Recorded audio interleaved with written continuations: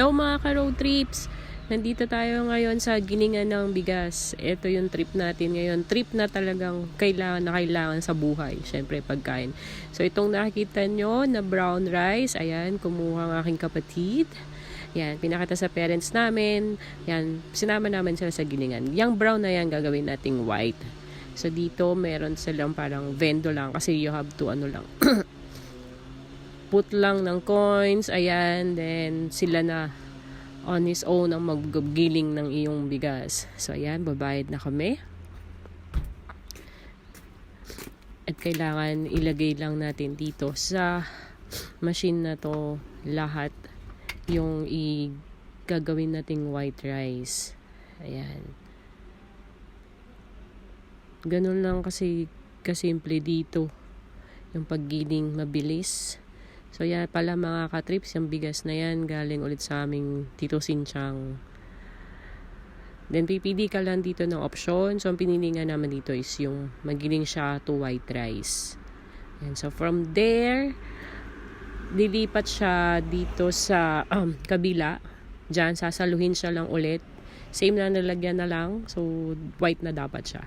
So start na yung process niya. Hihigupin na siya dito mga ka-trips. Yan, unti-unti na siyang inihigop. So, unti-unti na siyang inihigop, tapos dadalhin na ulit siya dun sa kabilang side. Pagka nalagay na siya sa kabilang side, puti na siya mga ka-trips. So, ayan, tingnan natin dito. Diyan siya mahuhulog. Pero inuubos pa niya kasi. Pero pwede na yan. Aapakan lang nung, ayan na. Aapakan lang yan ng husband ko or kahit kayo, bapakan nyo lang yan, bababa na yung white rice. So, pipunuin muna namin to na naging puti siya or paunti-unti. And then, saka siya ililipat ulit dun sa sako. Ayan no, ang bilis, diba mga ka-trips? Konti na lang. Meron na kaming lulutuin. Yan ang kailangan sa buhay. Bigas is life. So, yan na, 3, paubos na. Okay. Ayan, first time ko to mga ka-trips. Oh. Ayan na, inapakan na ni hubby. Ayan na, ka-trips, tingnan nyo. White na siya, diba? Ang saya. First time ko sumama din talaga ako dito eh. Kahit mga walang tulog yan, makita ko lang. O diba, ignong-igno. O puti, diba? Okay mga ka-trips. So, samahan nyo kami hanggang mapuno namin to. And, yun lang. Hayayay, ang simpleng buhay. Ngayon, pagkatapos pala niyan mga ka-trips, lilinisin lang namin yung place. Kasi dito, since machine lang yan, so para ma-maintain yung linis ng lugar. Okay, samahan nyo kami. Konti na lang to, maubos na.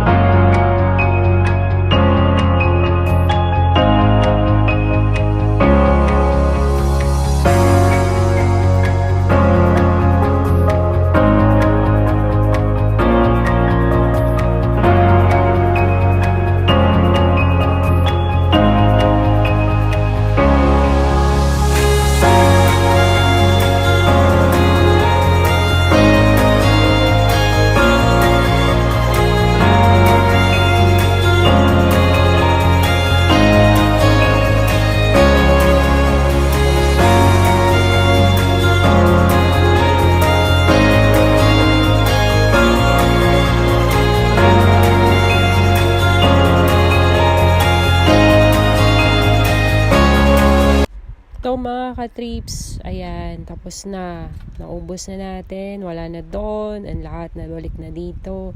So, isasara na lang natin ulit yung sako natin.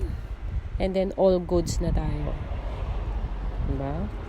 Meron na kaming pang isang buwan na bidas.